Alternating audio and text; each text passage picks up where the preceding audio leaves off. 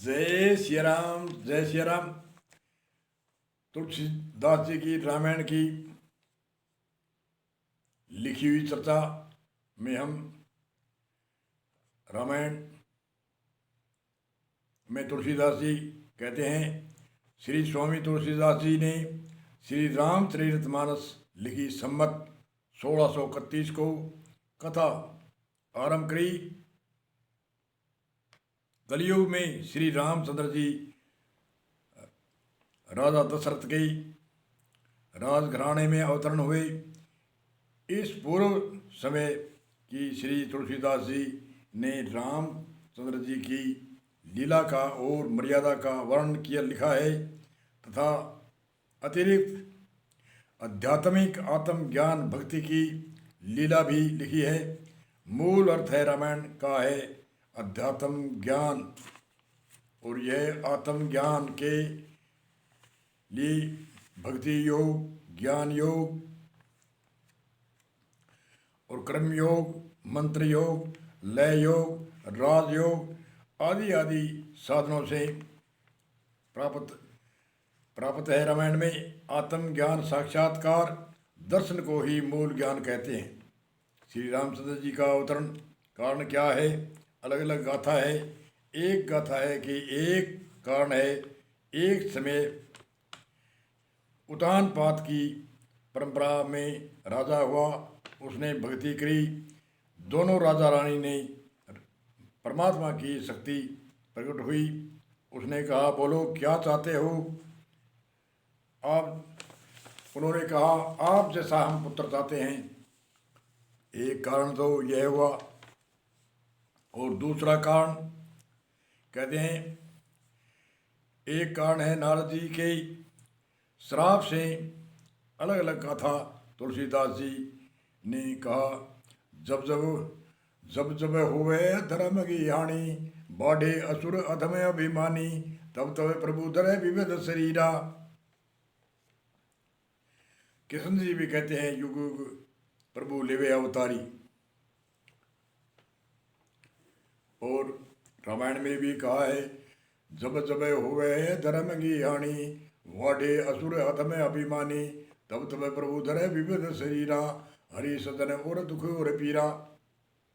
जब जब धर्म की हानि होती है और अधर्म फैलता है, और भक्तों का उद्धार करने के लिए और राक्षसों का वध करने के लिए युग युग में महान पुरुष नैमित्तिक रूप से प्रकट होते हैं। परमात्मा की शक्ति नैमित्तिक अवतार, निमित्त अवतार और नित्य अवतार। नैमित्तिक अवतार में रामचंद्र जी, कृष्ण जी आदि को नैमित्तिक अवतार कहते हैं, जो जब जब धर्म की हानि होती है और राजा कुल में और बड़ी धनाढ़ी जगह जहाँ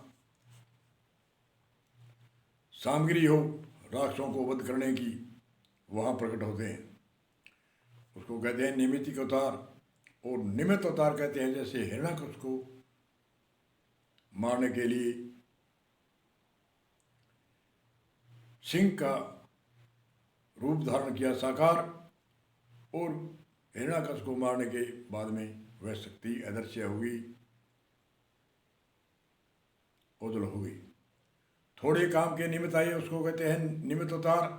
नैमित्तिक अवतार कहते हैं रामचंद्र जी, कृष्ण जी आदि को जब जब हुए धर्म की हानि, बाढ़े असुर अधम अभिमानी, तब तब प्रभु धरे विविध शरीरा। और नित्य अवतार कहते हैं संत को, साधु भाई हम निर्गुण निराकारा, कि जीवों हेत बपू धर आए और सदगुण रूप सका। जिन जिन मारा मैर में जाने ता को किया भाव पारा, मूर्ख जीव समझा नहीं कहिए कि भ्रम रहा संसारा, साधु भाई हम निर्गुण निराकारा, जीवों हेत वपू धर आए। वपू कहते हैं शरीर को। मूर्ख जीव सतूर जान के किया नहीं इतबारा, ता कारण जगमाई फिरता, समझा नहीं कि वारा। मूर्ख जीव है इसको सतूर जान के कि गुरु जी तो मेरे जैसी हाथ है, मेरे जैसा पैर है, मेरे जैसा शरीर है, महान पुरुष कैसे हो सकते हैं। इसलिए मूर्ख जीव सतूर जान के किया नहीं इतवारा, ता कारण जगमाई भरमता, समझा नहीं गिवारा। समझा कई हंस विवेकी, जिसने विवेक किया, जिसने विवेक हंस रूप में, जैसे हंस की वृत्ति होती है वैसे मन की वृत्ति हुई, सात्विक वृत्ति हुई। समझा कहीं विवेकित का हंस के रूप में वह समझा, भूलावर्ती का कौन समझा। समझा कहीं हंस विवेकी ता का किया उधारा, उनका उद्धार किया। अनभय ज्ञान दिया है उनको, प्रकट करूं पुकारा, अनभय भय रहित है उसको आत्मज्ञान ऐसा दिया। बार बार जन्म मरने की मृत्यु का भय का निवारण हुआ, इसलिए अनभय ज्ञान दिया है ताको प्रकट करूं पुकारा। नित्य अवतार संत का धर के आवत है कई बार, नित्य अवतार धर के संत बार बार आते रहते हैं। एक समय में कई कई हम सुनते हैं 88 ऋषि, 88 कई हजार भी कहते हैं, 7 ऋषि, सप्त ऋषि, 9 ऋषि आदि आदि हम सुनते हैं। तो एक समय में नित्य अवतार बहुत हो सकते हैं, नैमित्तिक अवतार एक युग में एक होता है या 2 होते हैं। तो नैमित्तिक अवतार, निमित्त अवतार और नित्य अवतार, ये परमात्मा की शक्ति ऋषि मुनियों ने एक विशेष बताया है इसका। तो इसलिए रामचंद्र जी का अवतरण हुआ और उनकी लीला तुलसीदास जी ने, और लीला के माध्यम से, और अवतारों की 4 धाम माने जाती है, नाम, रूप, लीला और धाम। नाम जैसे रामचंद्र जी या कृष्ण जी, ऐसे नाम। रूप जैसे कृष्ण जी का रूप अलग, राम का रूप अलग। नाम रूप लीला कहते हैं जो कार्य करते हैं, जो विशाल कार्य, जो जटिल क्या कार्य करते हैं उनको कहते हैं लीला। नाम रूप लीला। धाम कहते हैं जैसे अयोध्या में रामचंद्र जी हुए, अयोध्या धाम, गोकुल धाम, मथुरा धाम, द्वारका धाम, जहाँ रहने का स्थान है उसको धाम कहते हैं। जिस जगह जिसने लीला करी है उस स्थान को धाम कहते हैं। नाम रूप लीला और धाम। और संतों के भी 4 धाम होती है, जैसे संतों का नित्य अवतार का नाम, रूप, लीला, जैसे वो त्याग तपस्या जिस जगह करी है, त्याग तपस्या ध्यान आदि करी है उसको कहते हैं धाम। नाम रूप लीला और धाम।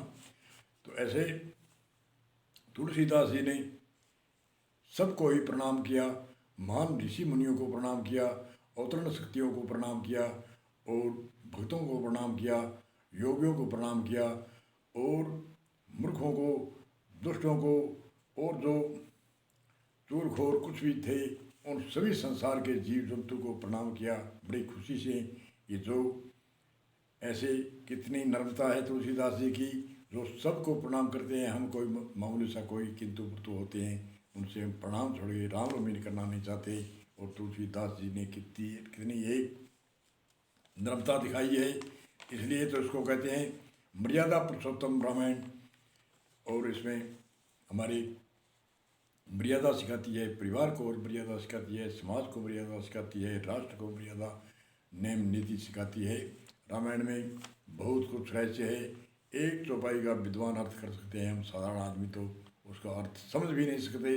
इसलिए संतों की यति बड़ी अनोखी है। इसलिए आगे सूत्र में क्या बोलेंगे, कई बच्चे श्री राम।